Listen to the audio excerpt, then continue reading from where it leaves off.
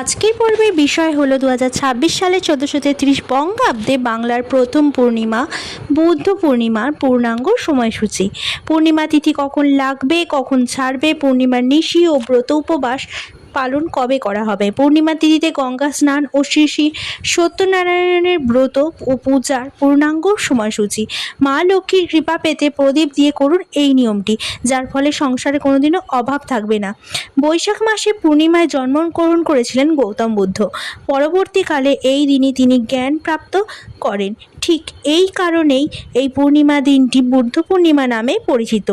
বৌদ্ধ ধর্মাবলম্বীদের পাশাপাশি হিন্দুদের কাছেও এই দিনটি অত্যন্ত গুরুত্বপূর্ণ, কারণ হিন্দু ধর্ম অনুসারে শ্রী বিষ্ণুর নবম অবতার হিসেবে গণ্য করা হয় শ্রী গৌতম বুদ্ধকে। 589 খ্রিস্টপূর্বাব্দে এই দিনই বুদ্ধদেব সাধনায় সিদ্ধিলাভ করেন এবং 544 খ্রিস্টপূর্বাব্দে এই দিনই তিনি মহাপূর্ণ লাভ করেন। তাই এই মাসের এই পূর্ণিমায় বুদ্ধ পূর্ণিমা নামে খ্যাত।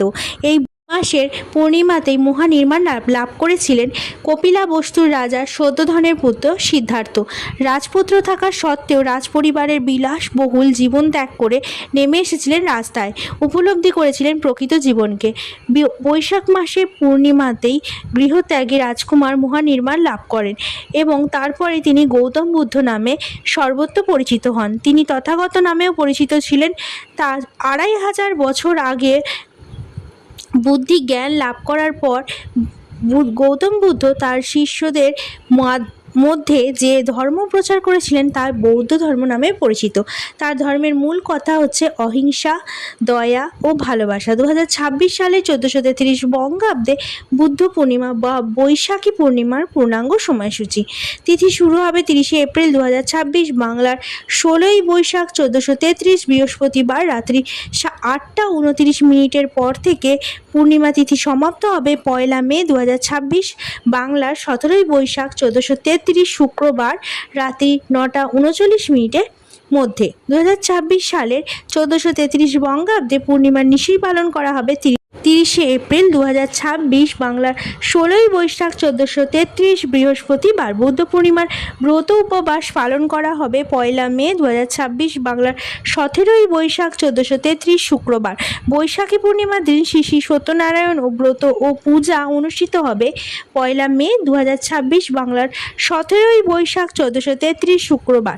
প্রদোষী সন্ধ্যা 6টার পর থেকে সন্ধ্যে 7টা 36 মধ্যে হবে শ্রী শ্রী সত্যনারায়ণের ব্রত ও উপবাস। গঙ্গা স্নানের বিশেষ সময় থাকবে 1 মে 2026 রাত্রি 9টা 39 মধ্যে। বৈশাখী পূর্ণিমার বিহিত গঙ্গা স্নান দান রাত্রি 9টা 39 মধ্যে। বৈশাখী পূর্ণিমায় শ্রী শ্রী দেবের মঞ্চযাত্রা। বুদ্ধ পূর্ণিমার অহিংসা ধর্ম পালন, জীবহিংসা ও মাংসভক্ষণ নিষেধ। বুদ্ধ জয়ন্তী বুদ্ধা 2570 বর্ষ আরম্ভ। গোস্বামী মতে মাধবী পূর্ণিমা শ্রীকৃষ্ণের ফুল দোলযাত্রা রাত্রি 9টা 39 পর। গৌণচন্দ্র জ্যৈষ্ঠ কৃষ্ণপক্ষ হিন্দি জ্যৈষ্ঠ বোধ আরম্ভ। বৈশাখ মাসে পূর্ণিমায় কিছু উপায় করলে পরিবারে লক্ষ্মীর আগমনের ফলে ঋণ ও আর্থিক সংকট থেকে মুক্তি পাওয়া যায়। বৈশাখী পূর্ণিমার দিন বাড়ির 4টি স্থানে প্রদীপ জ্বালানো হলে অর্থ সংকট দূর হয়। বৈশাখী পূর্ণিমার দিন সন্ধ্যার সময় মনে করা হয় চন্দ্রমাকে অর্ঘ্য দিলে অবসাদ থেকে মুক্তি লাভ করা যায়। পূর্ণিমা তিথি হলো লক্ষ্মীনারায়ণের পূজার জন্য উত্তম। এই তিথিতে লক্ষ্মীনারায়ণের পূজা করলে ধন ধান্য বৃদ্ধি পায়, পাপ থেকে মুক্তি লাভ পাওয়া যায়। শাস্ত্রমতে পূর্ণিমার দিন বাড়ির এই 4টি স্থানে প্রদীপ জ্বাললে সমস্ত রকম কষ্ট থেকে মুক্তি লাভ করতে পারবেন। বৈশাখী পূর্ণিমার দিন সন্ধ্যাবেলার সময় স্নান সেরে শুদ্ধ বস্ত্র পরে লক্ষ্মীনারায়ণের পূজা অবশ্যই করতে হবে। এই দিন বাড়িতে পায়েস রান্না করতে হবে। বাড়ির প্রবেশদ্বারে একটি সর্ষের তেলের প্রদীপ জ্বালাতে হবে। মনে করা হয় পূর্ণিমার দিন সন্ধ্যাবেলার সময় এই প্রদীপটি জ্বালালে সমস্ত ধরনের নেতিবাচক শক্তির হাত থেকে আপনি মুক্তি পাবেন। এরপর দ্বিতীয় প্রদীপটি জ্বালাতে হবে পূর্ণিমার দিন সন্ধ্যাবেলার সময় তুলসীতলায় একটি ঘিয়ের প্রদীপ অবশ্যই জ্বালাতে হবে।